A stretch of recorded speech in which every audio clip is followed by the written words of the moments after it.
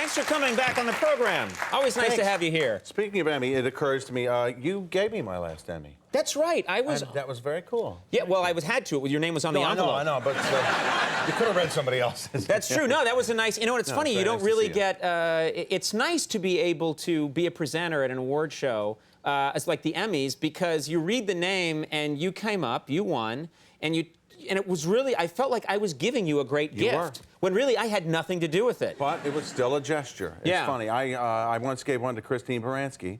I had gone to Juilliard with her, you know, before the Punic Wars together. Right. And I presented her first Emmy to her, and so there was just kind of nice full circle quality to it. Yeah, I never got like a thank you note or anything. Well, I tried to do that now because I felt like crap about it. Yeah, you're all torn up about it. Well, you know what, hurt. actually, you know what's funny? This made me realize something. The first time that I met you was a few years before I even started doing this show. This must be about 14 years ago. I was working on The Simpsons, and we were working on a Sideshow Bob episode. Yeah. Which one and did you came in, I don't even, it's so long ago, I don't even remember, but this was, it was a great Sideshow Bob parody, I think, of... Sideshow Bob Roberts? Sideshow, that was the, it's the parody of the great Scorsese remake, and I'm blanking on everything right now. Cape Fear. It's Cape Fear, that's right. No, that was the but you came in, and we had, you know, written what we thought was a funny, and then you just brought this character to life. It was so... Can we hear a little Sideshow Bob?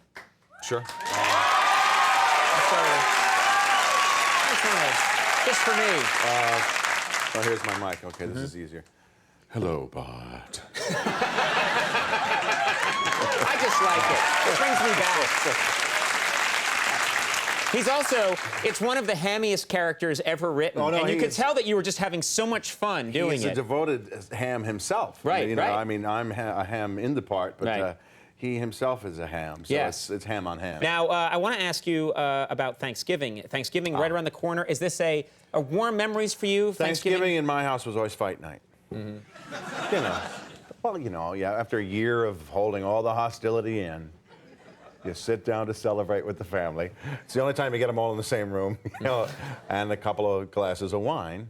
And then it's magic. Then Grandma cuts open, you know. She's just Grandma? Yeah. Wait, Grandma's the one in your house? It was always my grandma. All right, hey, how do you do it? That's... My grandmother was the titular head of the home in my adolescence, and she was a feisty one. She was a tough one. And so we had a lot of fights. There was a time that I actually threw her boyfriend out of the house. You threw Grandma's boyfriend? It gets stranger. His name was Captain Bob. It was really Captain Bob? We called him Captain Bob.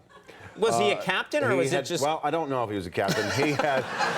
Some men just wear a captain's hat to get deference from people. He did run boats. He was a skipper on some boats, and he liked to be called Captain Bob. So but I was sitting down at dinner with my sister, and my sister's boyfriend at the time was a young man named Danny Ng, who was half Seminole, half Chinese.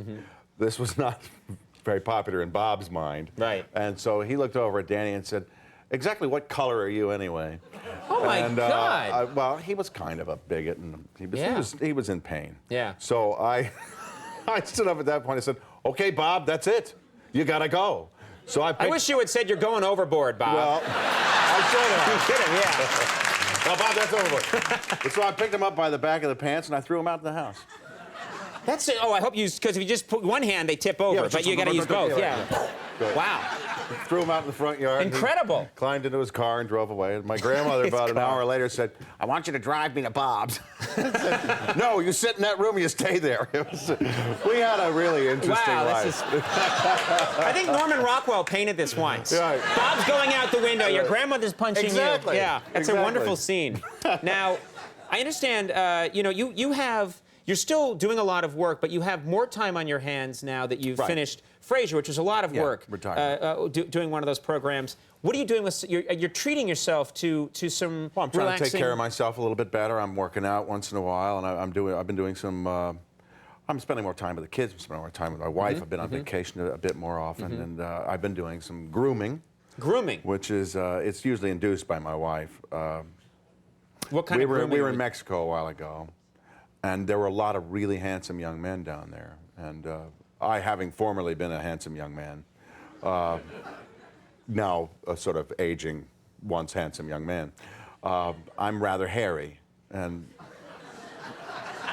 my wife said... I'm glad we could talk about this. Well, my wife said, why don't you get your back waxed?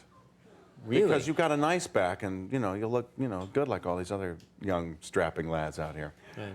And so we went down to the little salon, and this lovely esthetician from Mexico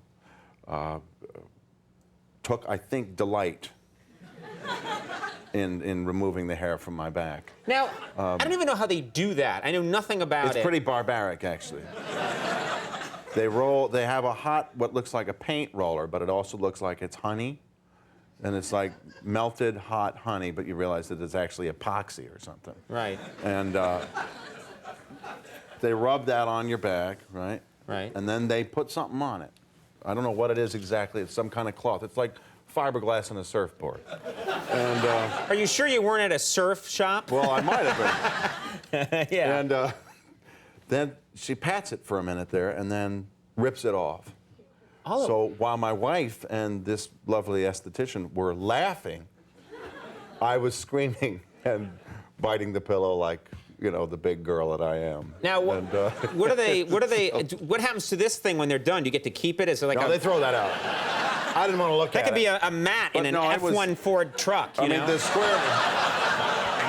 You could sell that on eBay, Hey, welcome to our home. That's Kelsey Grammer's back. Oh, thank you. It's probably a square yard on my back, so yeah, you could probably, upholster a chair in it or something. Well, celebrity stuff goes. You should next time save that. It's a fabulous item. Save that. So, it was very painful, but it did look good. Yeah. Oh, you looked. So I started to understand that, there's some benefit in the pain of good grooming. So your back right now is just completely... Right now, my back is, it's sort of semi-hairy right now. Because I've never ended an interview that way before. I That's going to be my new question at the end of every interview. I recently tried laser, because and that's been really interesting. Laser? Doesn't that just set fire to the hair on your back? Pretty much. Well, I'm sorry. I'm just picturing you with this big. I'm just picturing you with this hairy back, and they fire a Bond laser at you, and a forest fire goes up. It's pretty much like that. 9 miles away, a ranger's like, "Oh my God, get the trucks!" It's pretty much like that. Wow. I want to mention this: A Christmas Carol, which you shot in Budapest. Budapest, yeah. Beautiful location. Fantastic city. That's going to air this Sunday at 9 on NBC. Yeah. So, hey, always great having you here. Terrific having you on the show. Kelsey Grammer, everybody. We're sorry you guys for coming up and take a break. We'll be right back.